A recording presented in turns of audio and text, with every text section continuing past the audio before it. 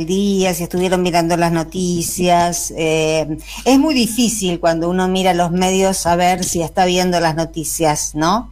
En realidad está viendo lo que los medios quieren que uno vea, lo que los medios quieren de lo que uno se entere. Sin ir más lejos, hace un rato estábamos hablando por teléfono con Jorge y le decía que había visto una bandera ucraniana con la esvástica.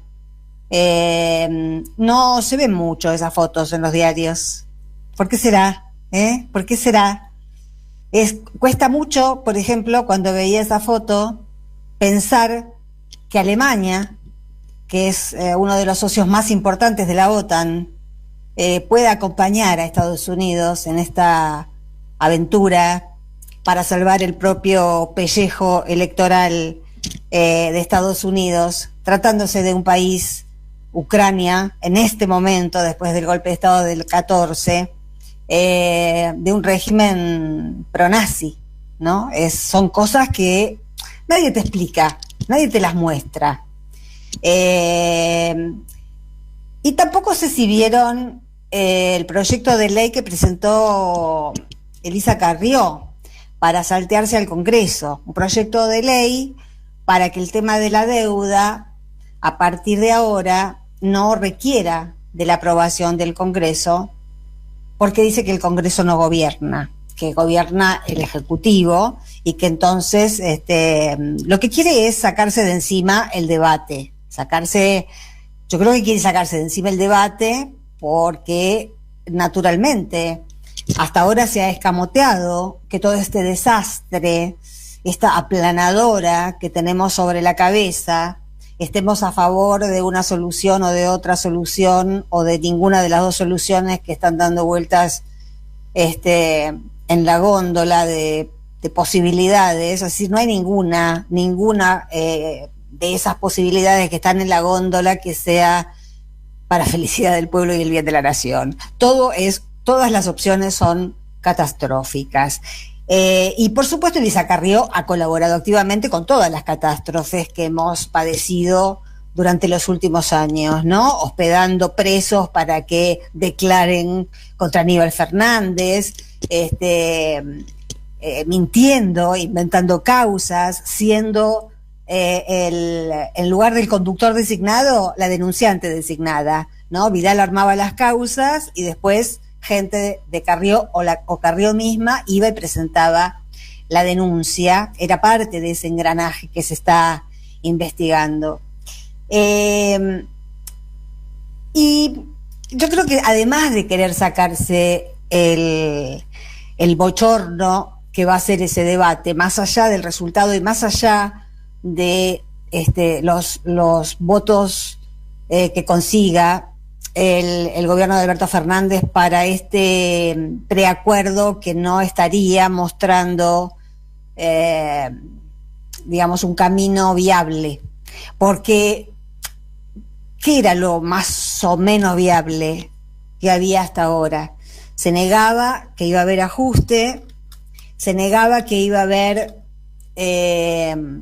una reforma jubilatoria, por ejemplo, que es parte de la receta clásica del Fondo Monetario Internacional, la reforma jubilatoria, ¿no? Lo hicieron ya en muchos lugares. Acá Macri lo hizo sin necesidad, tanto la alianza, que integraba a Carrió y Patricia Bullrich también, como Macri, tomaron la decisión, en el momento de la alianza tenía que ver el fondo. Macri lo hizo porque le gusta hacer sufrir, porque le gusta sacar recursos de más abajo, y la respuesta del gobierno de Alberto Fernández y del ministro Guzmán fue que no se iban a tocar, y eso creo que consta en los borradores que se han visto. Lo escuché a Alfredo Zayat, que sí lo ha leído extensamente, decir que no hay ninguna reforma previsional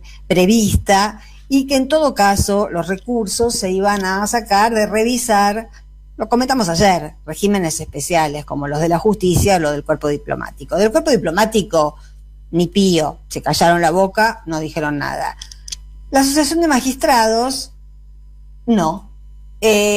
Ahora, el argumento que dan para rechazar que no se metan con lo nuestro, porque hay gente que está acostumbrada a que nunca nadie se mete con lo de ellos, ¿no? Con los docentes el Estado se puede meter cuando nos toca un ciclo, que casi siempre nos toca un ciclo neoliberal, ¿no? Salvo 3 gobiernos sucesivos que hubo, todos los demás, desde la dictadura para acá, fueron neoliberales. Y los magistrados que dicen que esto es lo que a mí me roe la cabeza, digamos, porque no puedo entender cómo son capaces hasta de enunciarlo de esta manera. Dicen ellos que el Estado no puede meterse con sus jubilaciones de privilegio. Hoy también estaba escuchando a Darío Villarroel decir que ningún juez cobra menos de un palo. Ganan 1 millón de pesos los jueces. A ver si entendemos lo que gana un jubilado y lo que gana un juez. Y los jueces de este país, que tienen todos ese sueldo, que es obsceno para un ciudadano común y corriente, es obsceno saber que encima más de la mitad están comprados y son corruptos y no cumplen con su trabajo y no dan servicio de justicia. Y han cerrado ese aparato judicial para que solo entre gente como ellos. El argumento al que yo me refería es que los tipos dicen que no hay que tocar sus jubilaciones de privilegio porque si no perderían la independencia. Es inconcebible. ¿Qué les estamos comprando? ¿La independencia? ¿Qué independencia aparte? ¿De qué independencia están hablando? Si lo único que vemos desde hace años son jueces vergonzosos para tirar a la basura. Son jueces capaces de aceptar como verdaderas todas las mentiras que ha presentado sucesivamente el macrismo para perseguir al que piensa distinto, que vendría a ser el kirchnerismo, porque el que piensa distinto, pero más o menos como ellos, no le molesta. Acá el que piensa distinto es kirchnerista. Ese es el hecho maldito y sigue siendo el hecho maldito. Por eso me rayo tanto con el Frente de Todos cuando esconde el kirchnerismo, porque el kirchnerismo es lo mejor que tiene en términos de disrupción. Y este país necesita disrupción, porque es tanta la mugre que nos rodea, es tanta la moralidad, es tanta la mafia que ha ido llenando de óxido y de pus todas las instituciones, que necesitamos, estamos comprobándolo, una transición pacífica, dialoguista, civilizada, más socialdemócrata que peronista, no estaría dando resultado. Esta gente solamente sabe de autoridad, esta gente solo sabe de cosas que se le impongan, sin preguntarles qué les parece. Acá no se puede llegar a un consenso con los magistrados para que los magistrados sean sensibles con el pueblo trabajador. No está en su naturaleza. Ellos han estudiado y han soñado y han concretado, los que pudieron, el sueño de ser una especie de nobleza en un país como el nuestro, que no la tiene. Ahora, más allá de esto que lo venimos diciendo de diferentes maneras, también venimos dando algunos ejemplos de otros países para complementar esta información. Y en España, país del que hablamos bastante seguido, porque tiene algunos paralelismos increíbles con lo que está pasando en la Argentina, está sucediendo algo que yo creo que revela también esa capa profunda que no terminamos de comprender nosotros aquí en relación al electorado macrista.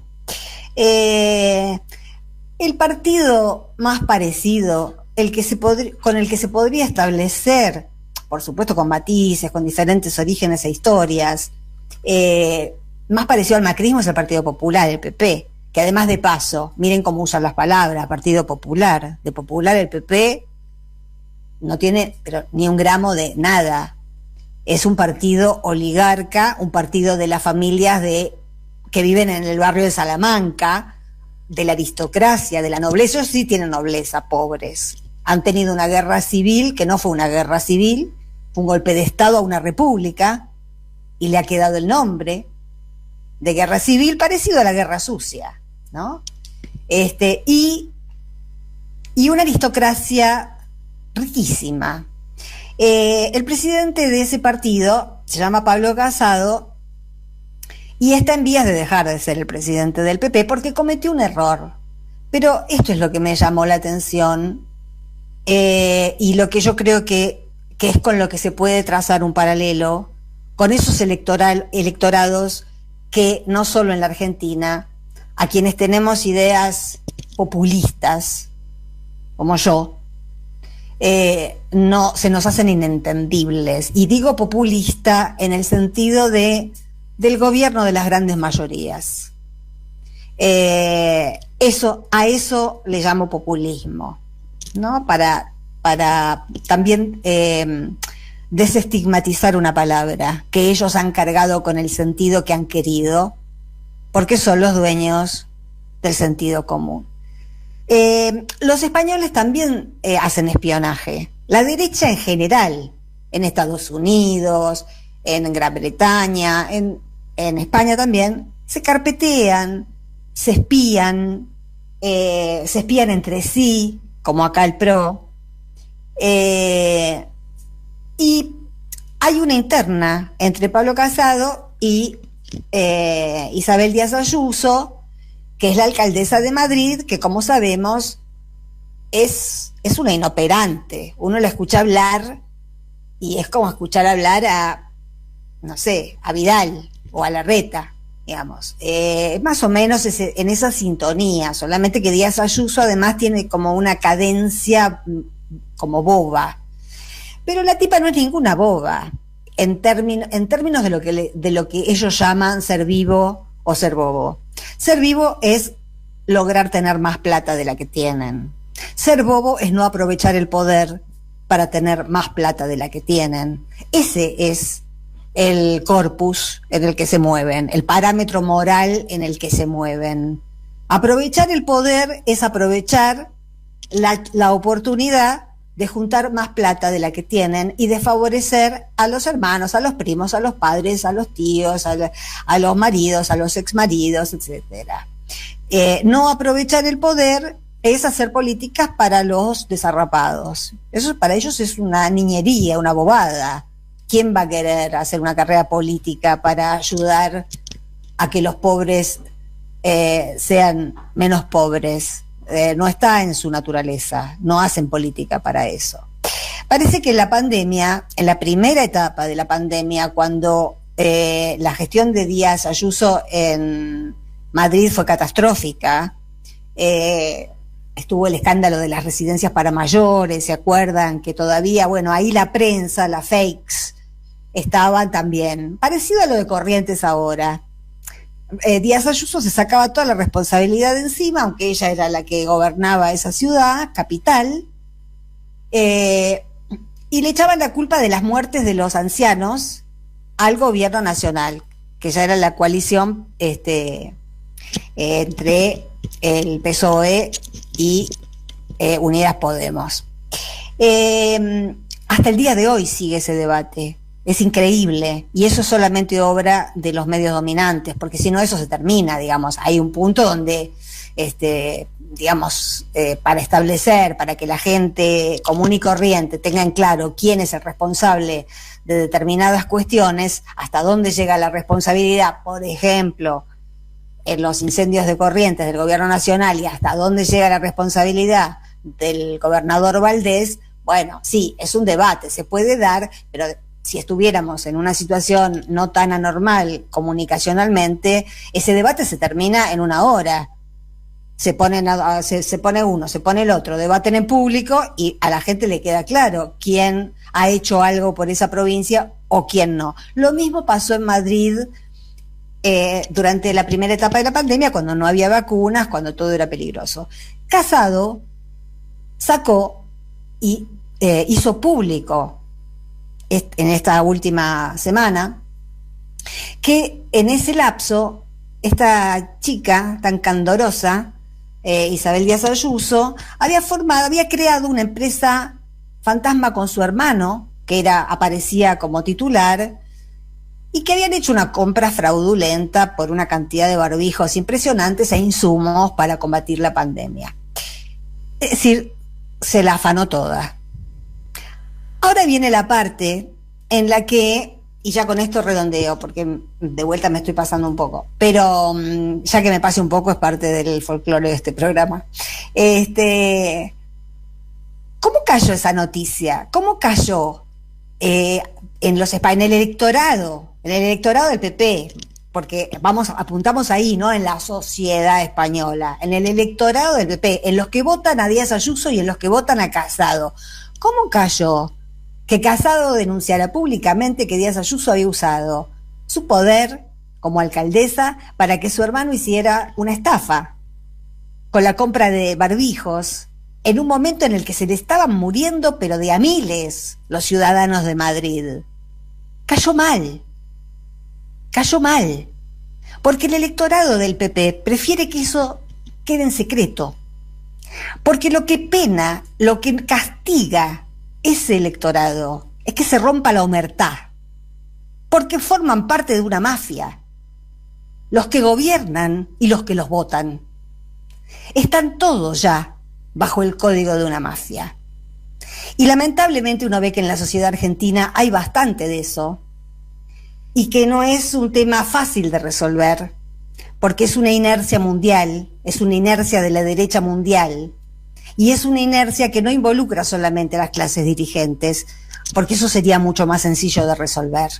El problema es que involucra a ciudadanos comunes y corrientes, a muchos de los cuales seguramente se les deben haber muerto familiares durante esa pandemia, y que sin embargo están defendiendo a Díaz Ayuso, que hizo plata mientras los viejos se morían, y lo culpan a Casado de no ser un buen compañero de la alcaldesa ladrona. Así que ahora hay una reunión del PP, posiblemente esté por renunciar, ya han elegido al sustituto, y van a poner algún tránsfuga, un poco más tránsfuga que Casado, o que sepa operar mejor que Casado. Ese es el mundo en el que vivimos, deshumanizado y desanimalizado también, porque cualquier animal que a uno se le cruce por el camino seguramente es más noble que los que tienen la sartén por el mango en el mundo hoy. Recién hablábamos con Maya Daer y hablábamos del uso por parte de la derecha de la reta de la palabra educación. Podemos hablar de cómo usa también la ultraderecha, la extrema derecha, la palabra libertad, avanza libertad. Parece como si fuera también lo nuevo de la política, cuando en realidad hoy vi una foto de Carolina Píparo con Cavallo y ella, era un posteo de ella que decía cómo me iba a perder la oportunidad de pedirle una selfie a este hombre. Carolina Píparo, cuyo marido arrastró a gente que se le cruzó por el camino, y Cavallo, que debería haber estado preso, no dando conferencias. Y sin embargo, las palabras a las que uno se ha aferrado tanto toda la vida, bueno, sí, es lo que decía Jorge también en uno de sus análisis. Han descubierto el esquema del intelectual orgánico de Gramsci, lo están llevando a cabo de alguna manera. Lo que pasa es que tienen el poder y han comprado todos los medios, y entonces lo que antes era una tarea artesanal, una costura, ¿qué es lo que estamos haciendo nosotros? Contrarrelato. Lo que estamos haciendo en esta radio se llama contrarrelato. Yo estoy escribiendo ahora un libro sobre 45 años de contrarrelato, que es lo que llevo laburando en este tipo de línea periodística, y siempre en medios chicos, porque los medios grandes siempre han mentido, siempre han sido de derecha y siempre han usado aunque no tanto como ahora, las palabras con la ambigüedad necesaria como para decir que estaban a favor de cosas buenas, como la educación, la libertad, la república, pero después, cuando llegaban al poder, o cuando lo tenían, o mientras tanto, porque siempre, casi siempre lo tuvieron, no usaban el poder ni para educar, ni para darle la libertad a todos. De hecho, en el macrismo yo no pude trabajar mucho, 3.000 periodistas nos quedamos sin hablar durante 4 años. Eso no era la libertad que avanzaba, era la libertad que retrocedía. Entonces hay que leerlos en forma inversa, porque como nacen de una mentira y las palabras las usan como pura seducción, siempre están usando las palabras que ya tienen un consenso y que uno no puede criticar per se. Lo que tiene que criticar es el uso que se les da, que le dan ellos, ¿no? Como esto de que acabamos de hablar de que los chicos porteños estudien criptomonedas en la escuela primaria, es una aberración pedagógica, ideológica, política, civilizatoria, porque no van a saber muchísimas cosas y van a saber lo que es totalmente prescindible, lo que es totalmente absurdo. Van a aprender a ser de derecha. Quieren una educación que los haga de derecha, que los haga valorar el billete. Y si no es el billete, la moneda, la criptomoneda. Bueno, y el último, porque ya estamos llegando. Díaz Ayuso es nuestra Heidi. Hay un mapa que está en el Twitter de Jesús Cintora, de las empresas de la familia Díaz Ayuso. Flor de cama le hicieron a Casado, otro payaso, abrazo, Liliana de Recoleta. Sí, puede ser que le hayan hecho una cama. Ni Casado ni Díaz Ayuso son trigo limpio. Como acá, en la interna esta, entre Larreta y Vidal y Macri y Carrió y qué sé yo, no hay ninguno bueno, son todos malos. Y se pelean entre ellos, pero cuando llegue el momento de confrontar con quien piense distinto realmente, van a hacer un bloque, porque en eso tienen un ejercicio mucho más sólido que nosotros, que solemos dividirnos mucho más rápidamente.